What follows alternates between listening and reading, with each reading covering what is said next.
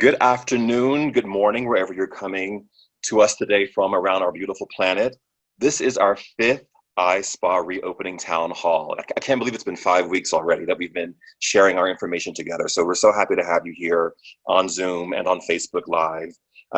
We have a great topic today. I think it's very timely for what's happening in our industry. We're going to look at the evolving workforce, and we have a fantastic panel of people who are on the ground in real time who can give us that proper information that we'll need. Before we start, I do want to thank Oakworks and To Go Spa who are sponsoring us today. We cannot be on this Zoom without their support, and we thank them greatly for what they're doing for us and for the industry. So at the end of the call, please stay on with us all the way through. There'll be some prizes from both Oakworks and from To Go Spa, so we're very, very, very thankful for their support. Before we start the discussion, we're going to do a few housekeeping pieces. If you've been on the call before, you know we go through some housekeeping pieces. So please make sure that you mute your computers so that we can hear the great advice from our panelists. Also, there's a group chat, so please send your questions through to us so that you can participate in this conversation as well. We do record the session in case you have to hop off or someone you know couldn't make the call today. They can always check at it later. Hi, Terry. It's nice to see you. Terry Prager, we're so happy you're here as well. And finally, we've picked people from different backgrounds, different experiences, different parts of the country, from Vermont to California. So we want to have a variety of opinions, a variety of locations, so that you can get a wide sense of what's happening in the industry. And then you can pick and choose what makes sense for your jurisdiction, your city, your state. Always check with your local guidelines before implementing any type of policies that you hear about here. So we're going to start with our panelists, our wonderful, wonderful panelists.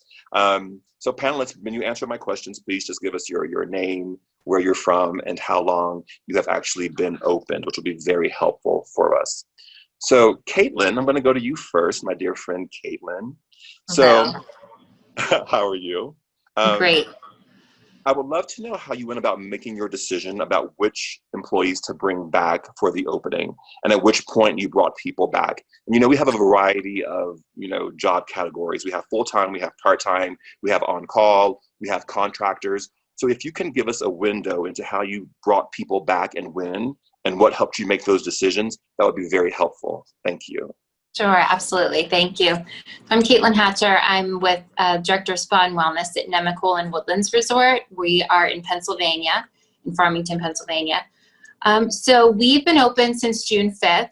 When prior to opening, we developed, in making those decisions of who to bring back and when, we developed a roster. We pulled in a lot of different information in that regarding last review scores, performance, different training criteria. We had a lot of discussions about, who were kind of our top A players that we knew we would want back first. But one of the most important pieces of criteria within that, when we were establishing our first wave, kind of who was going to be among this first wave, was flexibility. We really looked first for those providers and associates who offered a lot of flexibility. So maybe that meant they were dual licensed, maybe that meant they were trained or had a willingness to train for different roles within the spa, in guest service, in other support roles, because it was important for us that the team was engaged. So for that, we wanted them to be able to provide as much work each week to keep them here and engaged in all these processes, and not just have someone coming in 1 day, 2 days a week that we felt like might not be as integrated in the fold. So definitely that multifunction was really a key important role for us in that first wave. That's great. I have a follow-up question for you. So you mentioned flexibility, you mentioned engagement, you also mentioned performance. Can you talk about the KPIs, the key performance indicators that you used when you were looking at performance to determine who you thought would be a good fit for the reopening? Sure, absolutely. So we pulled in all of their last yearly performance scores on this kind of master spreadsheet we were going from, so we could see how had we scored them. We had done our reviews about 4 months prior to our closure, so it was pretty topical and timely. And then also we have a tiered commission system that involves several different criteria of how you advance through that. So part of that is in relation to training. What services are you trained for? What are you on the books for? When was your last test out for those? And then also some internal audits that we do that we had on file to really evaluate where they were and what the most they could offer as far as a core team member. That's fantastic. I think it's really important. I know for Montage, one piece that we looked at for bringing associates back was really the flexibility, because in these opening environments, we're not necessarily going to be in our respective job codes. So for instance, I'm in Utah right now helping our property open here, and I was the furniture mover yesterday. So I think that the idea of flexibility in a fluid and dynamic situation is very, very important. And I really like the fact that you looked at performance also as an indicator of who could be helpful in this opening. Thank you so much, Caitlin. I appreciate that. Thank Michelle, you. my dear friend Michelle, talk about your process for Woodstock Inn in terms of how you decided to bring back your associates, your employees, and what criteria you used for that. Thank you, Patrick. So I'm Michelle Adams Somerville, and I'm the spa advisor for the Woodstock Inn and Resort in Woodstock, Vermont. And I worked with the spa director and the treatments manager to determine who would come back in which phases. We opened on June 17th, and the hotel allowed a certain number of slots because they required that every employee go through a required mandatory training through the trainer at the resort. And so each department would have a certain number of slots in order to attend those trainings. So the spa director and treatments manager had to make a recommendation to the HR department on how many people or which people should go. And so they looked at full-time, and at our resort in the spa, we never had a lot of full-time staff, so that number was fairly small. So after the full-time staff slots, let's say less than a half a dozen, then they looked at how many shifts people worked, from 5 to 4 to 3, and then went all the way to the on-call staff, and used that as a phase-in approach to calling people back to attend the trainings. That's interesting. For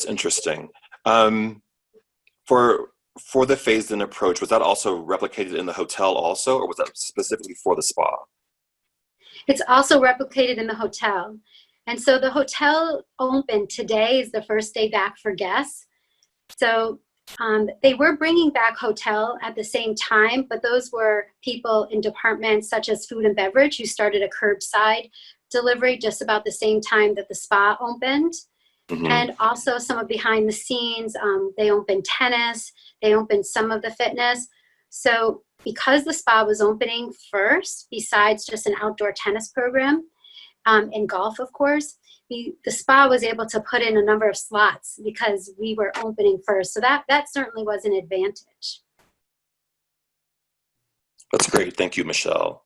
And Patrick, I know you have a multiple oversight role at Trilogy. What was your process from your perspective on reopening and how to bring back your employees, and what that process was for you all? I know you have properties across the country, so it may have varied by state, but can you speak to your process as well? Absolutely. Thanks, Patrick. I'm Patrick McDermott. I'm the Regional Vice President for Trilogy Spa Holdings, overseeing and focusing on the Las Vegas properties right now. We opened both Las Vegas properties June 4th. We brought back the team. It was a little bit different across the country. Here in Las Vegas specifically, we asked for volunteers to start with. There was a little bit of a different wrinkle here in Las Vegas, where part of the volunteer process was our EPs were to be tested prior to coming in for training. So that was part of the agreement they had to make to volunteer. After we had the testing completed, we looked at everybody based on seniority, full-time to part-time and years of service, taking into account any disciplinary actions or things like that of that nature in their personnel files. That's great. That's great. I want to switch back to Caitlin for one moment because a question came through about pay.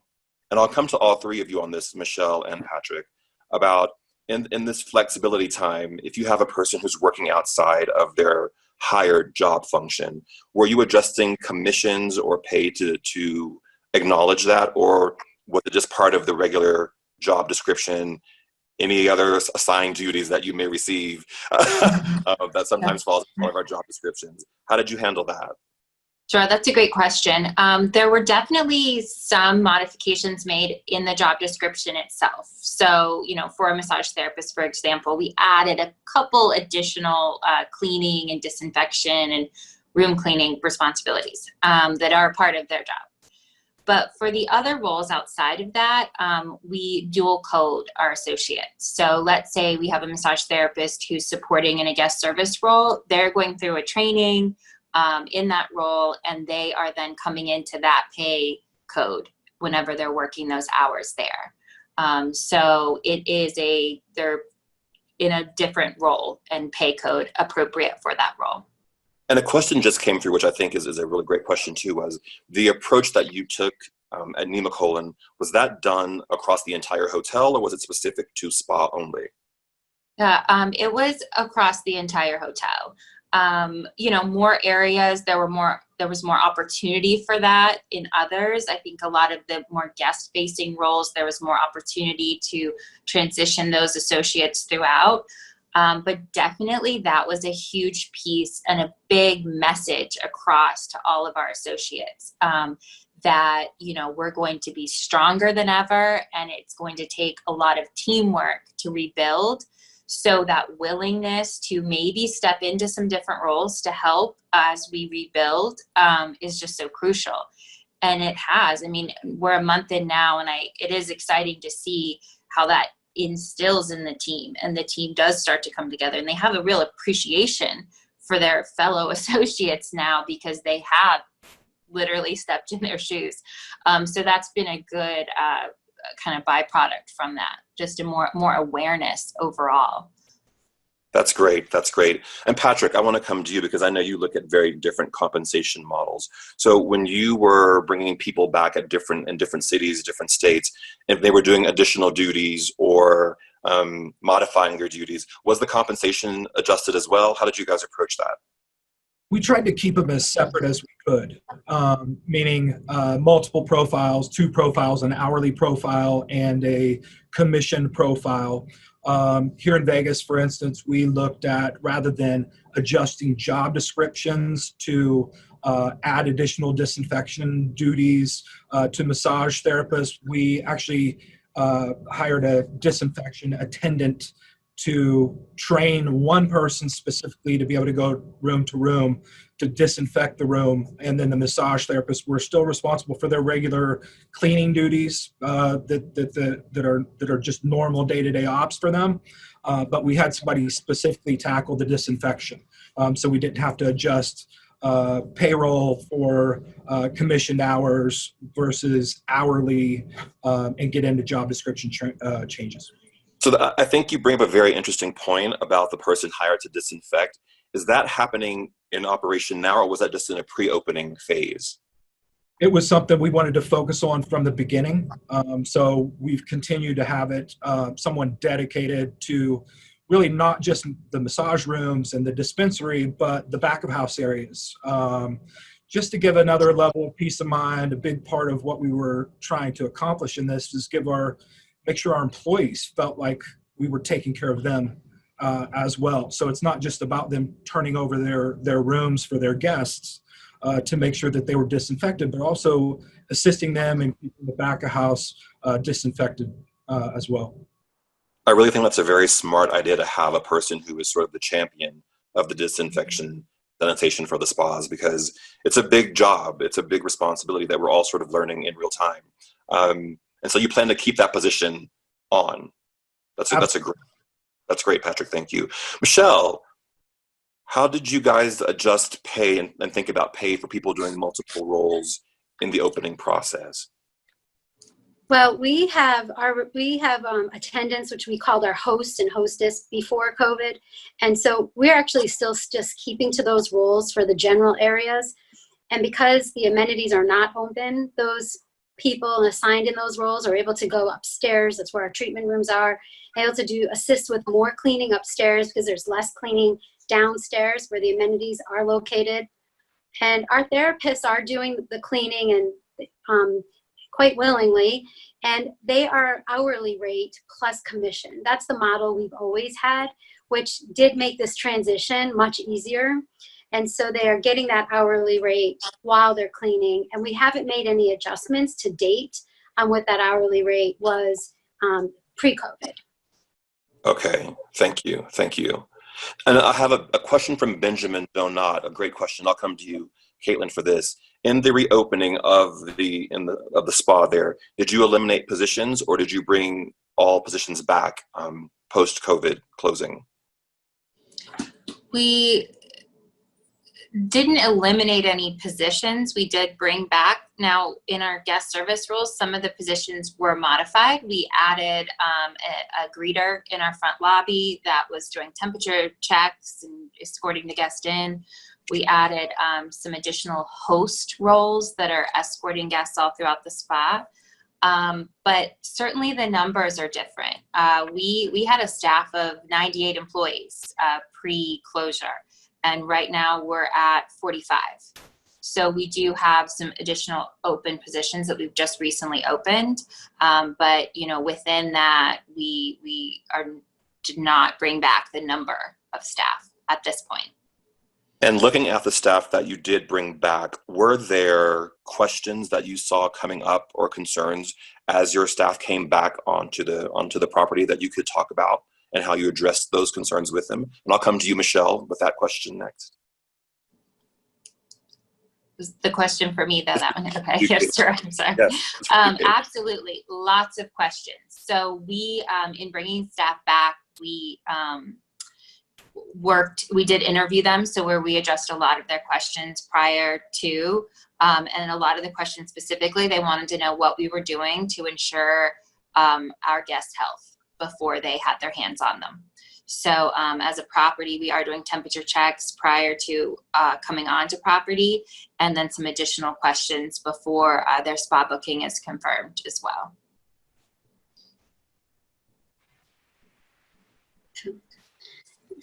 Yes, Patrick, I have the same response as Caitlin, similar to Caitlin.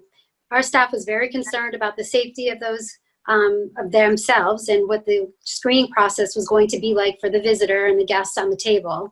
We are doing temperature checks. We do have mandatory masks that are required on property for everyone. And of course, we do have the questions that are required as well, the health questionnaires, and all of that is done in preparation. The staff was very concerned about the cleanup time and if they were going to feel rushed and how that whole process was going to go. And part of bringing them back, the treatments manager met with each person individually and went through the sanitation process and had them practice on each other prior to having a guest. So they felt prepared for that. And then lastly, some of them were very concerned about their stamina and if they were able, to get really back into doing massage. And so that's been interesting and it's gone very well, but those were some of their concerns. That's great. And Patrick, for your properties? Yeah, so we did not eliminate any roles. We reallocated some labor around rather than doubling up in our lounges with the guidelines and restrictions from the governor. We were able to kind of take that labor and adjust accordingly from our therapist perspective and just all of our EPs with asking for volunteers to come back. That was one of the hurdles we tried to remove for them. Anyone that wasn't given a shift line or wasn't offered a role immediately because of the fewer team members we were bringing back, we moved them to on-call based on us being able to to get back up and going again. Within 6 months, there's no penalty to them. So even if they were the most senior massage therapists we had on our roster, they could opt out. They would be placed on call from a status standpoint. And within this 6 months, since it's an unusual circumstance, within the 6 months, as long as we're getting back up to where business levels require additional team members to come on, we'll add them back in the mix at no penalty. So they'll keep their seniority, they'll keep their booking order, they'll keep all of those kind of things, and they'll just fall into place when we adjust our shift lines. And for you all, the 6 month window is the end date for this, so that we expect you're back full. Yeah. That's great. You know, I think, and Patrick brought it up earlier, I'll come back to you on this, Michelle. You know, I think we're in a time where we're sort of understanding what we need to operate our businesses. Have you looked at any other additional or new types of positions to help facilitate the operations?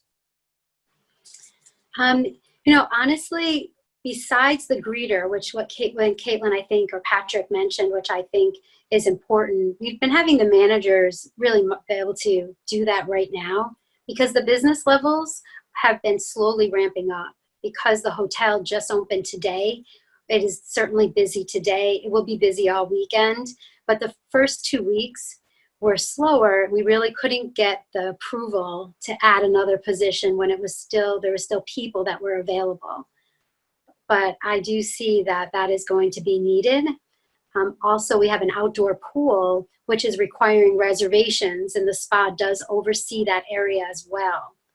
So besides a pool attendant, we need assistance with the logistics of making the reservations and adhering to that throughout the day. So that's going to be additional. And then my spa director did mention as well, if and when those amenities do open, we will definitely need dedicated people to just oversee the amenities and have to stay stationed in that space, which will be a different model than we've had in the past. That's fantastic. And so right now, Michelle, your wet areas, changing areas are closed? 100% closed. They're not, the locker rooms aren't being used as well. Guests are changing in the treatment rooms or changing in the locker rooms and taking their clothes. We're giving them a tote bag so that they're able to put their belongings in a tote bag and they can take that home as an option. That's fantastic. And Caitlin, on your side, are there any other positions that you feel would have to be added to help the operation flow more successfully?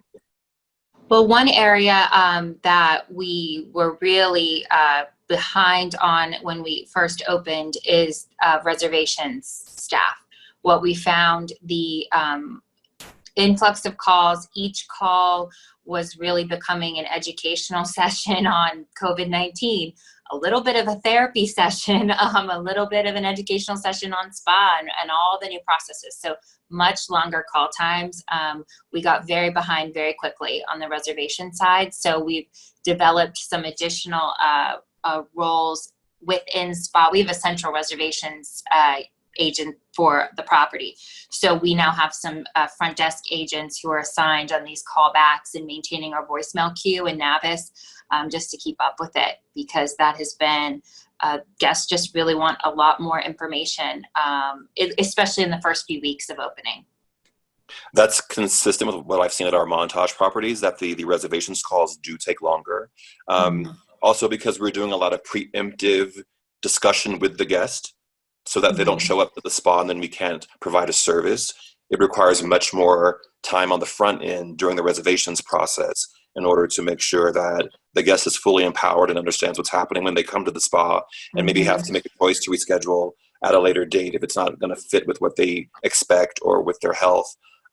So I found that reservations takes a lot of time. I'm also seeing that in terms of just the navigation of people through the facility requires more hands than I think people realize at the very beginning. That, you know, because we've eliminated many touch points, it's now all human interaction in many ways, which is surprising given where we are in terms of, you know, social distancing. But because we don't have, you know, amenities sitting out on a counter, if a guest needs that, we have to hand it to them at this particular point. But I think looking at staffing, it's important to understand that there is more engagement required from the associates who do come back in a way that may not have been there previously.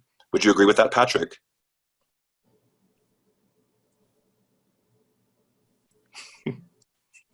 There you are.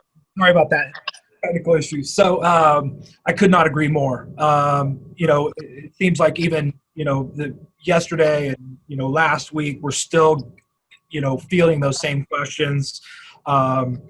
In and around the front desk, within the gym facility we have by the pool. It's just the hands-on, face-to-face interaction. And I think with the quarantine, I think people miss interacting with others. And I think they've craved that one-on-one attention. And, it's definitely been a change for us because we're used to having these amenities that are available for all of our guests and then being able to help themselves. But you're absolutely right. Everything from, our offering of hand sanitizer to masks and gloves at each touch point that we do have within our lounges or poolside or front desk or back of house. Those are all hand-to-hand exchanges. It takes like verbal cues, even though we have signage at each area. It takes that verbal exchange one-on-one to really be able to clearly deliver that message. Agreed. And Patrick, I have a question for you. The processes are different when people come back to work, and I think that's what we have to prepare our employees and our associates for, is that the systems are going to work very differently. And one thing that we're seeing in all openings that I'm noticing is that people have habitual responses to situations. This is how I check in a guest. This is how I escort the guest through the locker area. For the therapist, this is what I say in the treatment room. And what we're having to do is spend a great deal of time in teaching them new habits once they come back to work. Can you, Patrick, let us know what the time frame was from when your therapist and your receptionist and your attendants and your retail people came back to work to when the spa opened? So how much time did you take in retraining your staff? So with how we had to come back with the volunteers and being tested first, and then we had to break into small groups to be able to socially distance in our convention space, to be able to deliver that kind of classroom type setting. But hindsight, looking at it now, it was perfect, right? Because we were able to get all of our massage therapists in the same room at the same time to deliver all the critical information to each person and field those questions as they happened. And then that lasted about 4 hours. And then we broke out into the spa where we were able to have them practice, where they just paired up with each other and they actually did services for 4 hours the remaining part of the day. So they would get familiarized with what is it like to wear a mask while I'm delivering a massage, right? What is it like to completely strip out my room and have a disinfection person come behind and disinfect everything, and then jump to another room to do another service, and then come back, redress my bed as from a process standpoint, and just how the nuts and bolts work again. It took a few days, I would say, of real operation for them to get the timing down where they were super comfortable with it, because it was such a big change for them. But they knew what we were coming into, right? I think everyone was anxious to get back to work, that volunteered to come back to work. And they were focused. And we've been blessed enough here in Las Vegas to have a really experienced team that are they're not new to the industry. So they've been around for a long time in the industry, and they were excited to just get the opportunity to get back to work again. And we're really focused on delivering safely for themselves, but also safely for our guests. That's fantastic. That's fantastic. Michelle, how much time did you spend in the training process with your associates pre-opening? Yeah, besides the 2-hour mandatory training from the resort, we had each therapist come in and spend, anywhere between 2 and 4 hours with our lead therapist, who had small groups as well, of course, for social distancing. And, to echo Patrick's statement, the culture, we have a very solid therapist team. We always have, and strong culture of teamwork, collaboration, really caring about each other as much as caring about the guests. And I would say that strong culture really, really paid off, and we came together to really strategize, and it helped the training go smooth. They helped each other through that process. Thank you, Michelle. And Caitlin, how much time did you take in the reopening and training for your associates? We had 4 days of training. So part of that was a resort-wide training that all associates were required to go through, kind of a new orientation, if you will. And then we had some classroom-style training where we reviewed, we updated our full employee manual and some new SOPs. And then we did 2 mock soft opening days. That was really beneficial. And one thing I would really recommend for those who, the therapists or attendants who are doing the disinfection in addition to cleaning, you clean first and then you disinfect, to really go through that. That was proved to be very beneficial, and to have someone observe, because there are different surface times required for different chemicals to adequately disinfect. And what we found in going through that, having someone sort of observe, just pointing out like, oh, we missed that, or, oh, remember and just to have them kind of become trained in that process and develop it and really just go through it, proved to be really beneficial. I think one thing that all 3 of you said that I think is key when you're training your team as they come back is to allow time for role playing, because again, our jobs are all muscle memory. And so you have to give them that time to relearn, and it doesn't happen on day 1. I can tell you that. You're still going to have to coach and guide and counsel through the opening phases of your spas. But the more time you set up for role playing, I think the more successful the openings will be. We do have an interesting question from Facebook Live that I'm going to pose to you first, Michelle. Are you taking temperatures of your guests? Yes, we're taking temperatures. And of your associates also? Yes. And are you recording that information for guests specifically in case there is an issue that comes up that you may have to refer to that temperature again? Vermont does not require that we record the actual temperature. We have to record that it was within the range. So if it's below 100.4 according to Vermont.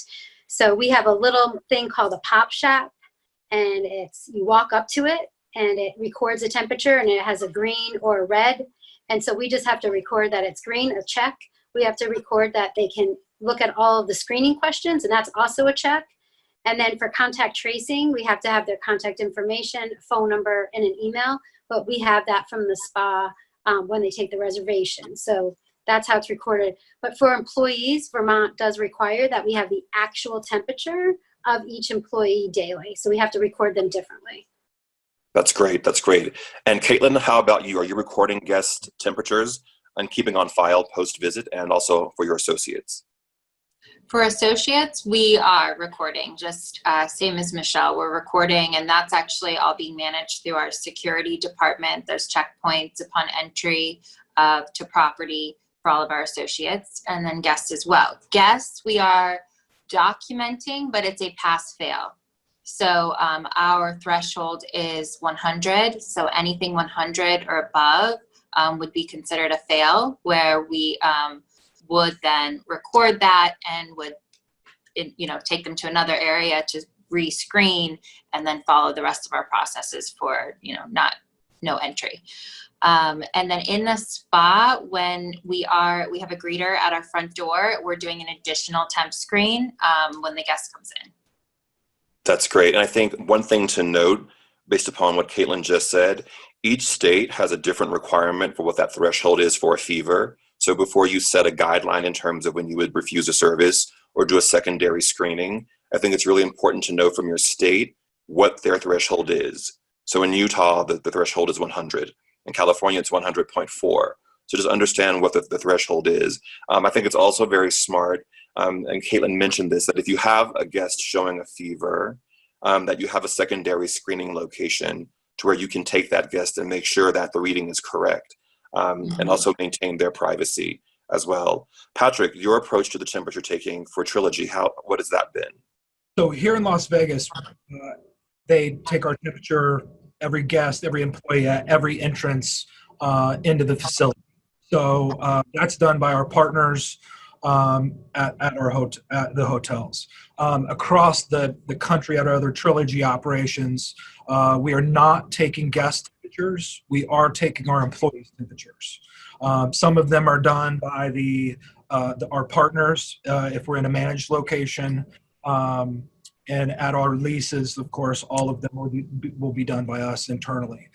They're not documented. As mentioned by Michelle, it's pass-fail. 100.4 is our standard as well. And we have a list of the health questions that are COVID symptoms that we ask every day and say yes, no. And we do not record that either. Thank you for that. Thank you for that. We are also doing screenings for our associates and for our guests who come to the spa. I would just say make sure that you are really looking at your state and local and city guidelines, because these policies are oftentimes dictated by the state or by the city or the county. So just make sure that you're really up to date, because they change quite often in terms of what we have to do. So we've sort of talked about, before we move on from this topic, we've talked about the opening training process. I know we've all sort of just reopened a little bit, but Michelle, if you could have known one thing or two things before you had gone into your reopening training, what were those things that you would like to have known before going into that training situation?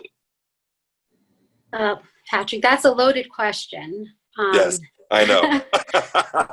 I asked my team this yesterday too, because I was trying to get everyone's perspective. And, you know, what we kind of determined as a group yesterday was if we had known, we would have had some, maybe I'd say call them emergency procedures. If you have to close down quickly, who would do what role when? Because when we closed down, we didn't have much time and we weren't able to come back into the building. And so some things like the fruit, the cookies that we give to our guests, they were still there 3 months later in the same place. So little things like that became apparent that we need to assign things to people to make sure if we had to close down quickly, how to break down a break room, how to break down a dispensary, how to break down a treatment room so products are in the right places, the spoilage doesn't happen, vendors are notified, orders are stopped in process, things like that, that now that we have this opportunity to look back, we will record this. So if we have to do it again, we have that knowledge. And I will say, and you know this, Michelle, that ISPA is doing a reclosing checklist, which will be available on the website. And Michelle, in terms of training, if you are bringing people back to work at hindsight being 2020, what would you have done differently, or what would you have liked to have known before going in? You know, I think a lot of it was fear. And I think if we had known, the unknown was really the challenge. And it was hard to get people to feel comfortable outside of coming into the building. And once they did, they felt more comfortable. So being able to paint the picture of what it looked like would have been really helpful to ease people's nerves. And we just all didn't know. So saying that we didn't know was the appropriate response at the time. But I wish that I could have eased people's concerns a little bit more and was able to just comfort people with more information, those people that actually need information to feel comfortable.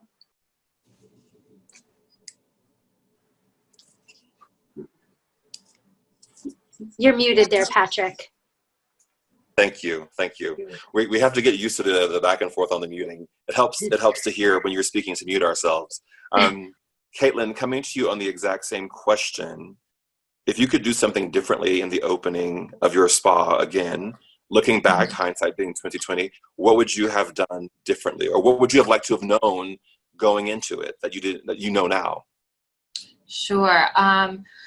Well, I wish we would have looked at the reservation side a little closer. That was definitely a catch up, as we said, with having more reservation staff being prepared for the inquiries.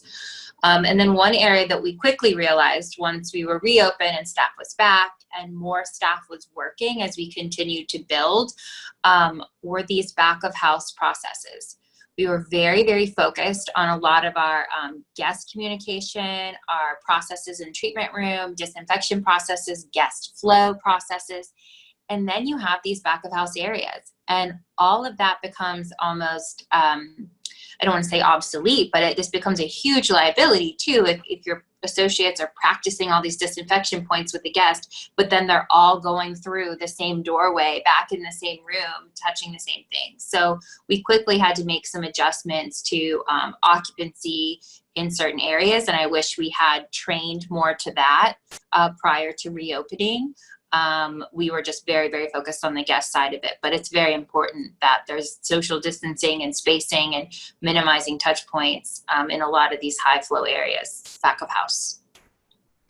I agree. I think one thing that I wish I had known going into the reopening now, looking back, is that really allowing time for there to be an emotional, not a catharsis, that's a very strong word, but people are coming back after being on furlough or out of work for 3, sometimes 4 or 5 months.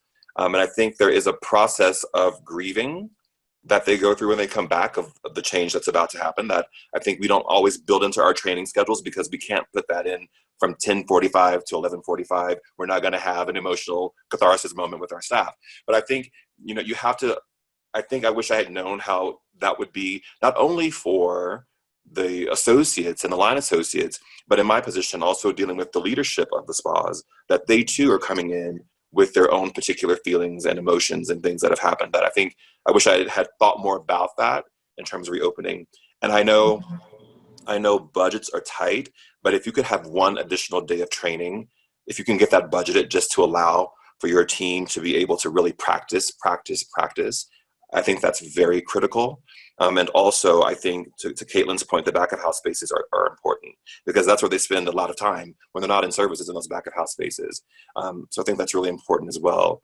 Just to let you guys know, we're also seeing lots of questions coming through that are not related to workforce. So I'm trying to work some in, but we're going to address a lot of these questions that you're asking on next week's town hall. So we're not answering your questions. We're really trying to stay close to this topic. And we'll address some of those questions coming through in next week's town hall.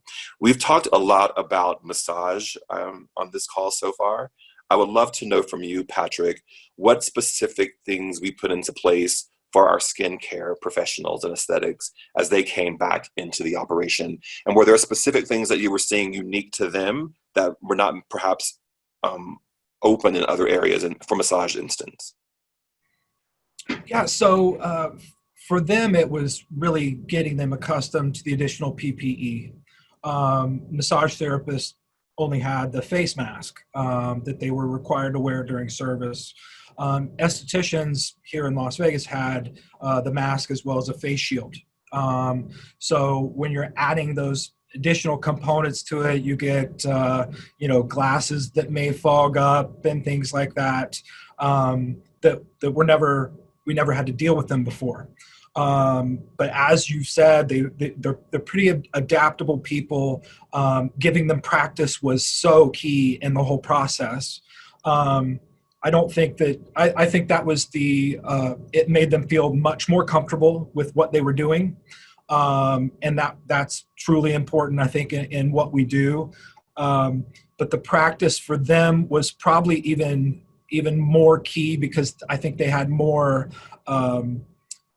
wild cards thrown at them with the additional face mask plus face shield. Our requirements from the state are set up in a way that we're already doing most things that are required. It might be a product change here or there or additional timing when it comes to disinfection, but the nuts and bolts of what we do hasn't changed. And to kind of go back, Patrick, to what you said, hindsight for me with each individual would be to spend more time with them. I think we got focused on the nuts and bolts of what we're doing from a disinfection standpoint and what we're doing from a process standpoint. And while we were spending more time than we ever have with the individuals, it could always be more. And I think that would have eased some growing pains throughout the opening process, is really taking the time, more time than we ever have as leaders, to spend back of house, before shift, pre-shift, post-shift, really interacting with our teams one-on-one, because questions they might have or things they might want to talk about, they're not comfortable in more of a group setting. So I think spending that time with our licensed providers is super important, to make sure that their voice is heard. You're on mute, Patrick. I've done this 5 times. You think I would know what I'm doing by now. Patrick, back a follow-up question for you. Are you modifying your skincare services with your aesthetics? So are you offering steam doing extractions in your facials? We are. We had, initially when Nevada first opened cosmetology specifically, that was something that they wanted to stay away from. But as time went on, they opened that back up. So with the face shields, with the masks, our estheticians felt comfortable coming back in with those additional precautionary measures. And what we've talked about is limiting our steam time where we can, where it might not feel, as luxe as it would typically. We wanted to still make sure that we could execute appropriately, but not, when we can shorten those moments, we try to. I think what you've said, Patrick, and I think you've sort of crystallized what Michelle and Caitlin also said, and myself, is that we as leaders with our teams, regardless of whether they're estheticians or not, we have to listen to understand and learn, and not to respond. And the more time you spend in those spaces with them, the more you have the opportunity to do that. So thank you for highlighting that for us. Michelle, I'm going to come to you on this question about your aesthetics program and how you approached the training for the estheticians, which can be very different from how we train massage therapists. So how you address that in your operation as well. Patrick, we have a lead esthetician who was engaged even when we were shut down, and really was looking at the vendor partners and communication with them, and was able to get information. It was super helpful. So that prepped her when she was ready to prepare our team. We also have purchased the shields that go on the tables, and we just got those in last week, but they came missing a part that actually we need. So we haven't used them quite yet, but in theory, we're hoping that that's actually going to be very helpful as well. But they're wearing the shields and the face shields and the mask themselves right now, and we are doing steam. And Patrick, if I could comment on something Patrick said that was really rang out to me that I wanted to make sure I brought up, I thought was key. Our treatments manager during the shutdown, she called each person several times, had personal phone calls with each individual. We have close to 50 therapists. So that was important. We also did a Facebook group that was private for our team during shutdown, and we did some Zoom meetings, just hangouts. And to your point, and I think you made a really important point, that type of people contact, those types of leaders right now, the empathetic leaders, the people that are leading with their heart, those are the ones that are having, I think, success in this engagement process with their staff. And I just really thankful that the lead therapist, Sarah, took that upon herself to do that. And our spa director probably would have, but she didn't actually start until we opened because she was a new spa director. So I give her kudos for jumping in like that in a new place. Welcome. Welcome. You got hired before COVID. It was going to be a different job. But, I think that's key, Patrick, and I wanted to bring that up as a point. That's I agree 100% with you, Michelle, on that. And knowing you, I know that you mean that genuinely when you say that. Caitlin, same question for you.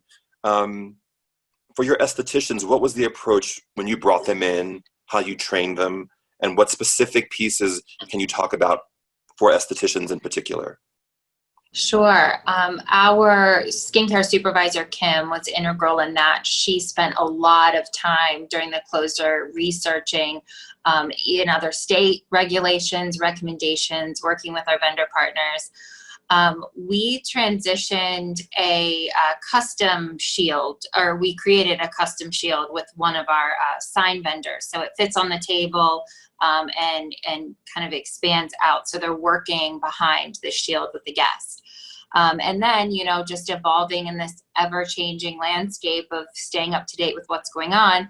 2 weeks after we opened, our state issued some new regulations, which significantly changed what we were able to do. So we had to kind of pull back in skincare. Our state currently, post-opening, post-going into the green phase, changed some regulations. So again, that's that flexibility that we're all talking about with our team. You know, these processes do have to change as these regulations change, and being flexible within that. Who is the vendor for your face shields that you mentioned? So 84 Sign Shop is a local, it's actually owned by 84 Lumber, a parent company, but they make all kinds of custom signage and they did a lot of the different shields throughout the hotel. We did pedicure and manicure shields on the stations and some standing stations for our pedicure stations. And then they affixed one that we're adhering to the massage table itself, the facial table. Okay, and are your therapists in cloth masks, or are they in paper masks? So we have cloth masks that we've custom designed with our logo that our associates are wearing in guest areas when they're picking up their guest and coming back. And then they're transitioning to a disposable paper mask in treatment, just so there's a fresh mask each time in those closer contact areas. That's great. And Michelle, same question for you. First of all, who was your provider for your face shield on your tables? No, Patrick, I can't recall the name of that provider, but I'm happy to provide that to ISPA and we could put it in the notes. That'll be fantastic. And then are you using cloth or paper masks for your providers? We're using the Noel Asmar masks because they match with our uniforms, and our therapists have really liked those. They're easy to adjust. They also, the resort has given some mask options as well, and we're letting people be flexible with their mask options so that they're comfortable. That's great. And Patrick, for you, the mask situation, are you in cloth or paper masks for your associates? Similar to Michelle, we have flexibility there. As long as their mask is FDA, CDC approved and compliant and of solid color, we allow them to provide their own. We've purchased some from Noel Asmar, and we have paper 3-ply paper masks for them to have access to as well. That's great. And we are doing cloth masks for our associates. They are designed and they are monogrammed properly. We do also have paper masks. We also provide masks for our guests if they don't come with their own mask, but I will say most are showing up in their own masks, which is great. We're almost at the end of our time. I can't believe it's flown by. And I've been so drawn in by what you guys were saying. I really want to thank the three of you for being on this call today. We were supposed to have Paul Nunez join us, but he had an emergency come up that he's dealing with. He's fine, so we wish him the best. We miss his voice. Hopefully we can find a way for him to be with us again. I also want to thank ISPA for the toolkit. I know all of us have used that toolkit to reopen our properties, and I feel like the state guidelines are somewhat based on our toolkits, so that's great. But the great takeaways that I heard, the one that resonated the most for me, I think, was really about how do we, as leaders, engage our empathy in this process. I think that's really, really important that we be as empathetic as possible with our associates so that they, in turn, can be as empathetic as possible with our guests. I think having a very detailed, organized plan is going to be key as you're reopening. You know, hope is not a strategy. You have to have real plans in order to reopen. And what each of you demonstrated is that plan that you had in place. And I think being flexible.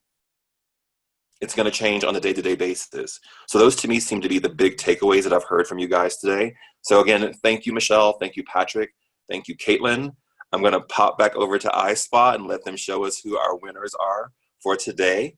So we have Coleman Phillips. Yay, Coleman. Glad you stayed with us. And then we have Jennifer Lynn and Jose Ramon Garcia. Thank you guys so much for joining us today. We'll be back next week for our 6th town hall.